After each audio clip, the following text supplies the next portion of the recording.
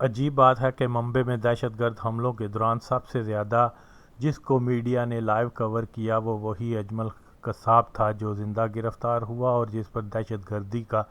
مقدمہ چلا۔ ایسا لگتا ہے کہ شاید میڈیا کو پہلے سے معلوم تھا کہ یہی ایک بندہ زندہ گرفتار ہوگا، لہٰذا دہشت گردی کی واردات کرتے ہوئے اس پر کیمرہ فکس رکھا۔ آج کے دور میں میڈیا پل بھر ماحول کیا سے کیا کر دینے میں اپنا ثانی نہیں رکھتا۔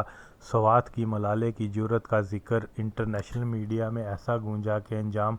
2 لڑکیوں پر تشدد کی صورت پر نکلا۔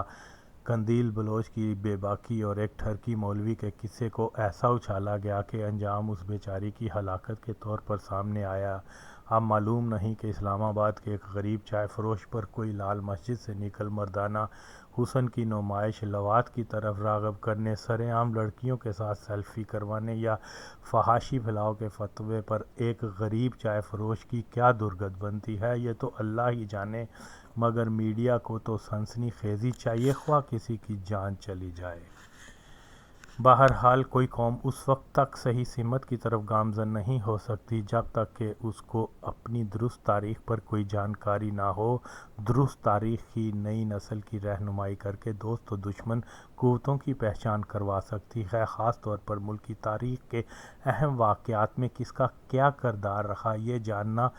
بے انتہا ضروری ہے۔ یقیناً پاکستانی اپنے ملک، دین اور مسلمان سے بے حد محبت کرتے ہیں۔ جس شخصیت کو وہ ہیرو سمجھتے ہیں اس کے نقش قدم پر چلنے کے شدید آرزومند اور اس کا بے حد احترام کرتے ہیں۔ مثال کے طور پر عام پاکستانی کو معلوم بھی نہیں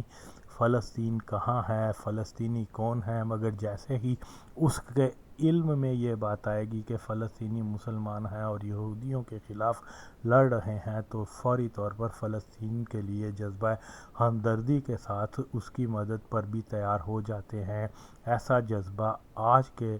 دور کی دوسری مسلم قوموں میں بہت کم دیکھنے کو ملتا ہے۔ جس قوم میں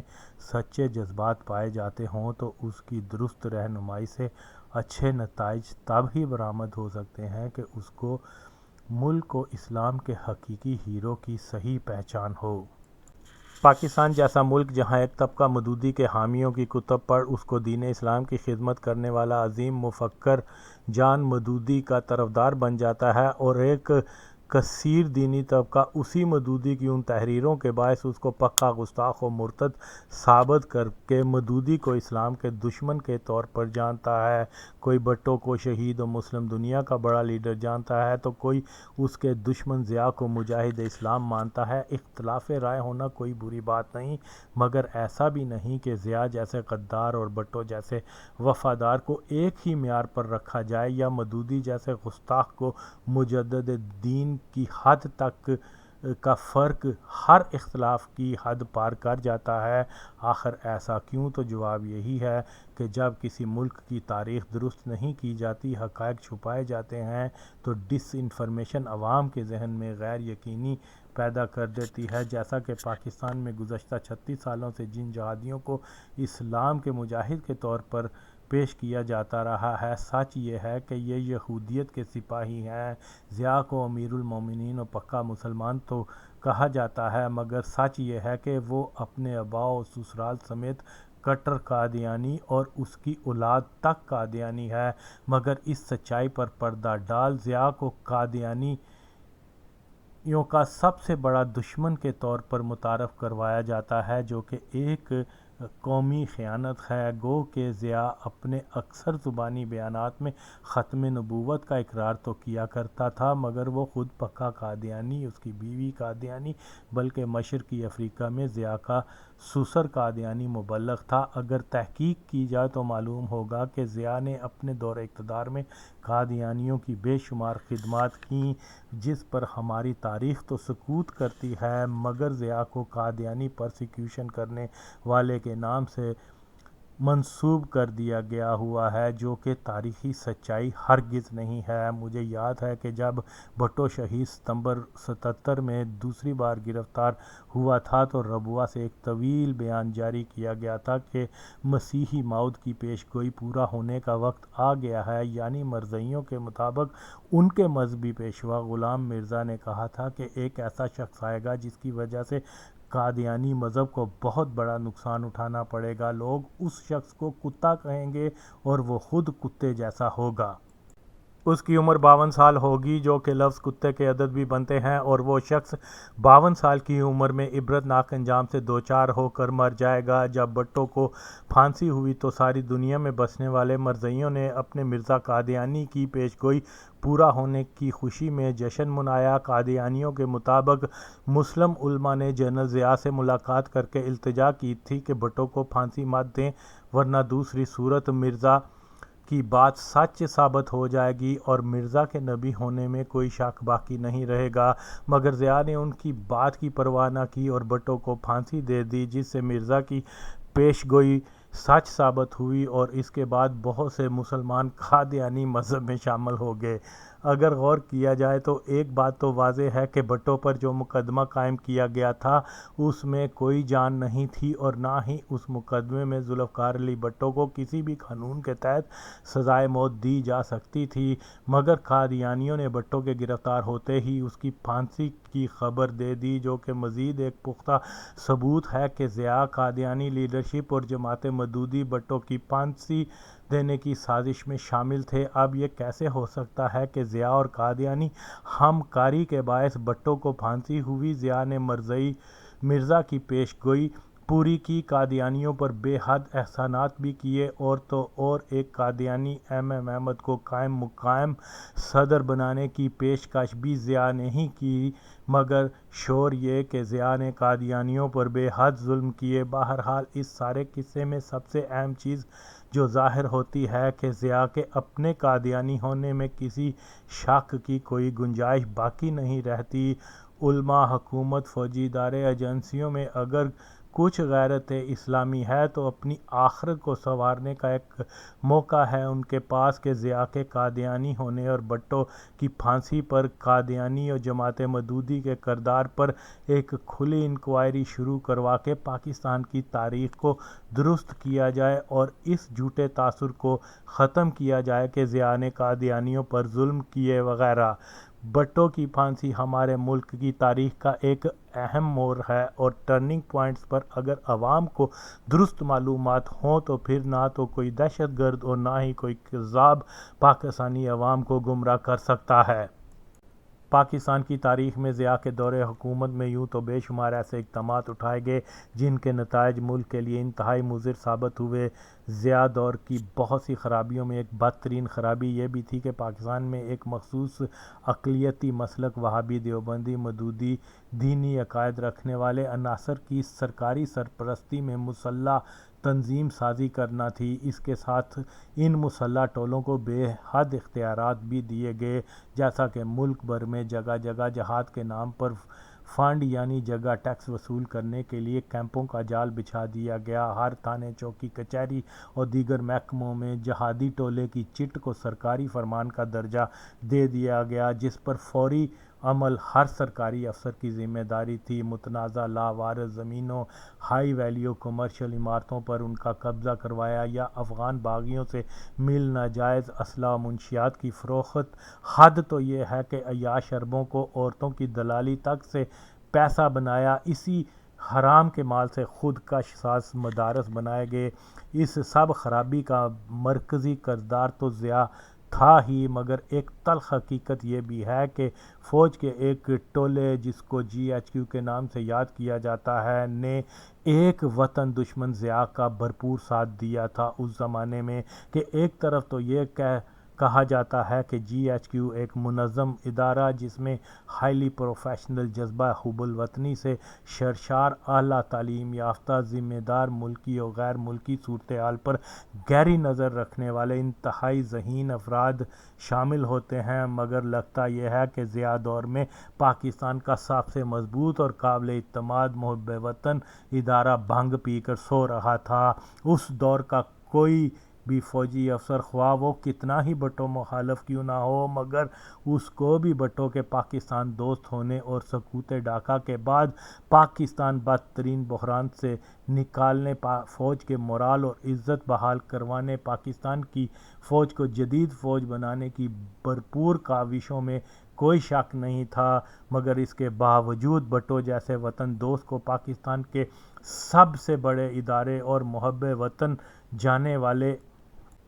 ادارے نے ضیاء جیسے قادیانی غدار کا ساتھ دے کر وطن دوستی کے تقاضے پورے نہیں کیے تھے۔ بلا شبہ اس دور کے جی ایچ کیو نے پاکستان کی بجائے اس کے سب سے بڑے دشمن امریکہ اور اسرائیل سے وفا کی تھی۔ فوج یہ جان کر بھی کہ ضیاء قرآن کی جھوٹی قسمیں کھا کر قوم کو بے وقوف بنا رہا ہے، مگر کسی جرنیل میں غیرت دین کیوں نہ آئی اور ایک قرآن خور کا ساتھ دیتے چلے گئے۔ جی ایچ کیو جرنیلز یہ جان کر کے ضیاء نے قادیانیوں پر مہربانیوں کا سلسلہ شروع کر رکھا ہے، ان دیوبندیوں اور جماعتیوں کو ہر ملکی ادارے میں مسلط کر رکھا ہے جو نظریہ پاکستان کے کٹر مخالف کانگریس حامی اور سی آئی اے کے پے رول پر ہیں، مگر پھر بھی ضیاء کو یہ لوگ سلوٹ مارتے رہے۔ حیرت یہ ہے کہ 80 کی دہائی کی افغان جنگ کے دوران اسلام کی سب سے بڑی دشمن یہودی ریاست کے ایجنٹ ضیاء حکومت کی رضامندی سے پاکستان میں افغان مجاہدین کی مدد کے نام سے آ کر کوہٹا اور دیگر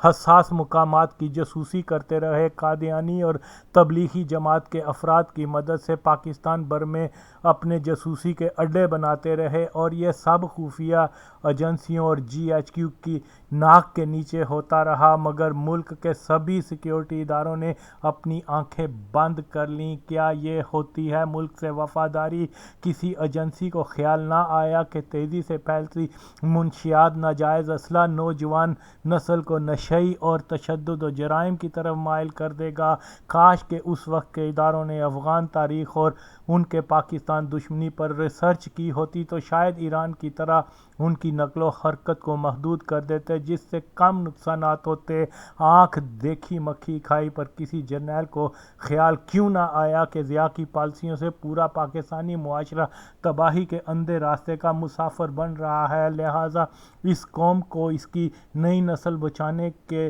لیے ہمیں عملی طور پر راست اقدام اٹھانے چاہیے۔ جی ایچ کیو نے کبھی بھی ضیاء سے یہ پوچھنے کی جسارت کیوں نہیں کی کہ سیاچین پر ہندوستان کا قبضہ ہو گیا اور تمہارے کان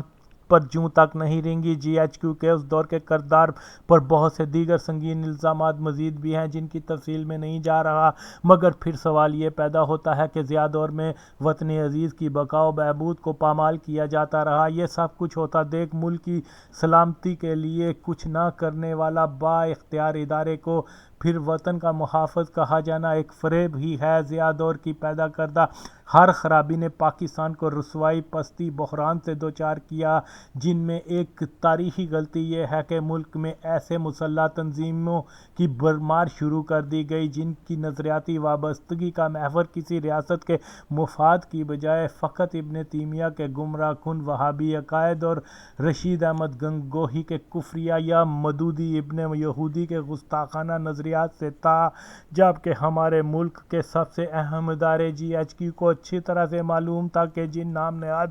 جہادی ٹولوں کو سرکاری سرپرستی میں تشکیل دیا جا رہا ہے، ان کا دینی رجحان پاکستان کی اکثریت مسلم آبادی سے شدید اختلاف رکھتا ہے اور دیگر اسلامی ممالک میں ان کے ہم خیال عناصر نے تشدد کا راستہ اپنا کر مخالف مسلک کے ماننے والوں کو زیر کیا ہے، یہ جان کر بھی جہادی ٹولوں کا بنیادی مقصد بندوق اور پیسے کی زور پر دیوبندی وہابی اخوانی پین اسلامزم سوچ جس کو امریکہ کی حمایت حاصل ہے، جس اسلامی ریاست میں بھی یہ مضبوط ہوئی ہیں وہاں پر ریاستی گرفت کمزور ہوئی، خون خرابہ ہوا، فرقہ واریت ہوئی جس سے ریاست کا شیرازہ بکھڑا اور پھر ضیاء دور میں جن دیوبندی وہابی جماعتی عناصر پر مشتمل دفاع پاکستان کے نام سے لشکر تیار کیے جاتے رہے، یہ سب ماضی میں بھی نظریہ پاکستان اور اس کی تشکیل کے سخت مخالف تھے۔ جب نظریاتی طور پر ہی یہ ٹولے پاکستان کے حامی نہیں تھے اور نہ ہیں